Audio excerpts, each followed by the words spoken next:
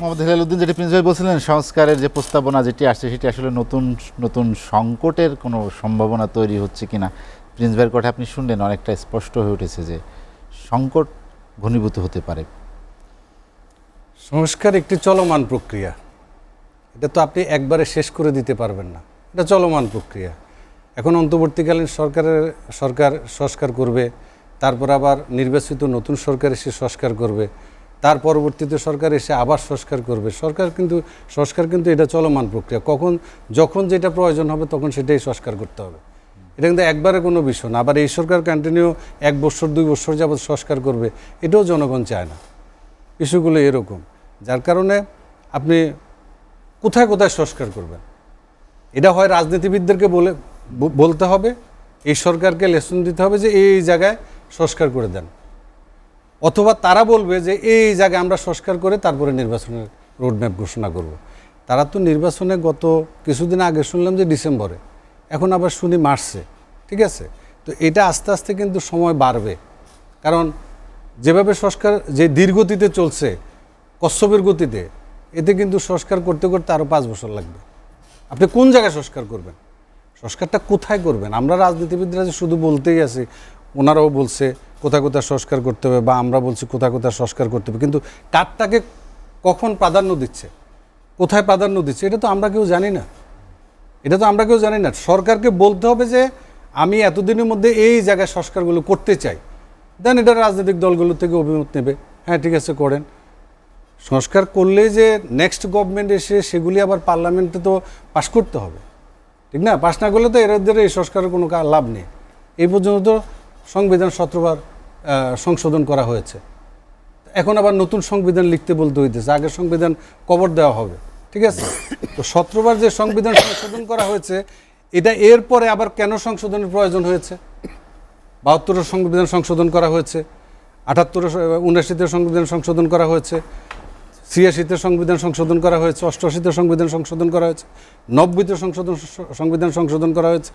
তাহলে তারপরেও আবার সংশোধন করা প্রয়োজন হয়েছে কেন? একবারে যথেষ্ট না, এই কারণে তো করা হয়েছে। তা সংবিধান সংস্কার করা যায়, সংশোধন করা যায়, কিন্তু সংবিধান কবর দিয়ে আরেকটা নতুন সংবিধান আপনি এটা তৈরি করা, এটা কিন্তু এত সহজ না। এবং সংবিধান নতুন তখনই হয় যখন একটা দেশ নতুন স্বাধীনতা লাভ করে। হ্যাঁ, এখানে কিন্তু গণ অভ্যুত্থান একটা সরকারের বিদায় হয়েছে, জনগণ কিন্তু স্বাধীন রাষ্ট্র কিন্তু অনেক আগেই আমরা পেয়ে গেছি। সুতরাং সংস্কারের সাথে অনেক কিছু জড়িত। আপনি সংস্কার করতে বলে অনেক কিছু দেখাতে পারবেন, ডান বাম উত্তর দক্ষিণ অনেক কিছু দেখাতে পারবেন। আর দেশে যে পরিস্থিতি চলছে, এই পরিস্থিতির মধ্যে তো আপনি আগামীতে আমি যা দেখতেছি যে ডে বাই ডে দেশে আইন শৃঙ্খলা পরিস্থিতি জঘন্যতম মানে এর দিকে যাচ্ছে, অবনতির দিকে যাচ্ছে, জঘন্যভাবে অবনতির দিকে যাচ্ছে। যে মেয়েটিকে ধর্ষণ করা হয়েছে, 8 বছরের মেয়েকে ধর্ষণ করা হয়েছে, আপনি বলেন তো বিবেক কি বলে? যিনি বলছেন সরকারের থেকে যে আইন শৃঙ্খলা ঠিক আছে, আমার মেয়ের কাছে আমি কি জবাবটা দেব?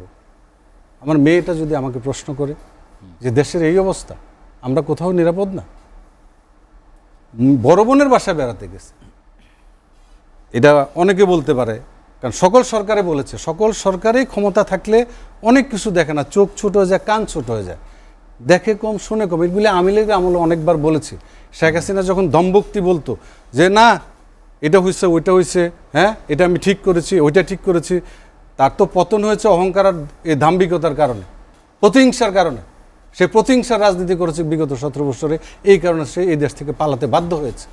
সুতরাং মিথ্যে কথা, দেশের সর্বোচ্চ আসনে বসে প্রতিহিংসাপরায়ণ রাজনীতি, এগুলো বাদ দিতে হবে। আপনি দেখেন দ্রব্যমূল্যর কী পরিস্থিতি, নিয়ন্ত্রণ করতে পারে নাই, কিন্তু আইন শৃঙ্খলার কী পরিস্থিতি, কত জায়গায় খুন বলেন, দখলবাজি বলেন, মার্ডার বলেন, দর্শন বলেন, কোনোটা কিন্তু কমতি নেই। নিয়ন্ত্রণটা আছে কোথায়? কোনো জায়গায় নিয়ন্ত্রণ দেখি না আমি। কোনো জায়গায় নিয়ন্ত্রণ না করে যে ওনারা বলতেছে শুধু সংস্কারের নিয়ন্ত্রণ আছে কিনা, এটা কি ওনারা বোঝেন? সংস্কারের মধ্যে নিয়ন্ত্রণ আছে কিনা, এটা কি ওনারা বুঝেন? হ্যাঁ, এটা কি ওনারা বুঝেন? ওনাদের চেয়ারের মধ্যে নিয়ন্ত্রণ আছে কিনা, এটা তো ওনারা বুঝতে হবে। উপদেষ্টা এটাকে ফরিদা আলমের প্রতিষ্ঠানে পেট্রোল বোমা হামলা করে ফরিদা আক্তার। হামলা, হ্যাঁ ফরিদা আক্তারের প্রতিষ্ঠানে পেট্রোল বোমা দিয়ে হামলা করেছে।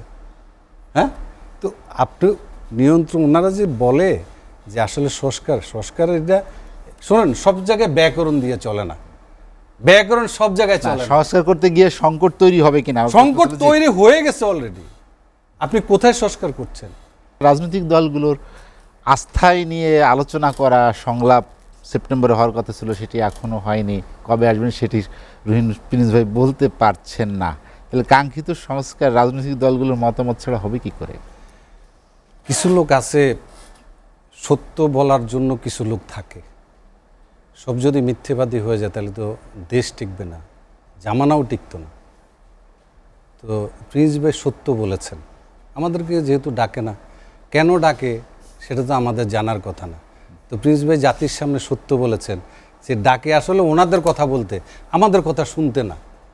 এটা ক্লিয়ার হইলাম, হ্যাঁ, যে ওয়ান সাইডেড, যে এই সিদ্ধান্ত নিব কি না। তো ওনারা বললেও নেয়, না বললেও নেয়, এই জন্য ডাকে। তো যাক, এই ডাকাতে আমাদেরকে ডাকে না, এই জন্য খুশি হলাম। তো এখন নির্বাচন যে বিষয়টা বলে, রাজনৈতিক এই বাস্তবতা কি আছে যে রাজনৈতিক দলগুলোকে পাশ কাটিয়ে কিছু করবে সরকার, এরকম কোনো প্রশ্নই আসে না। বাস্তবতা? রাজনৈতিক দলকে পাশ করে পৃথিবীতে যত কিছু ভালো হয়েছে, ভালো কাজ হয়েছে, রাজনীতিবিদরাই করেছে, অন্য কেউ করতে পারেনি। সুতরাং বাংলাদেশও রাজনীতিবিদদেরকে পাশ কাটিয়ে একটি সরকার, সামরিক সরকার বলেন বা অন্তর্বর্তীকালীন সরকার বলেন, কিছু করার প্রশ্নই আসে না, কিচ্ছু করতে পারবে না। কারণ রাজনীতিবিদদের একদম তৃণমূল পর্যন্ত কর্মী আছে, তৃণমূল পর্যন্ত। বর্তমান সরকারের কিন্তু একটা জায়গায় প্রবলেম, তাদের কিন্তু কোনো কর্মী নেই, এই জন্য তারা অ্যাডভান্স হইতে পারতেছে না। তারা তো রাজনীতিবিদদেরকে ট্যাগ করছেন না, রাজনৈতিক দলগুলোকে, যেটা প্রিন্স ভাই বলেছেন, ট্যাগ করছেন না, ওনাদের পরামর্শ নিচ্ছেন না, ওনাদেরকে উল্টো পরামর্শ দিতে চাচ্ছেন। সুতরাং এইভাবে আগানো যাবে না।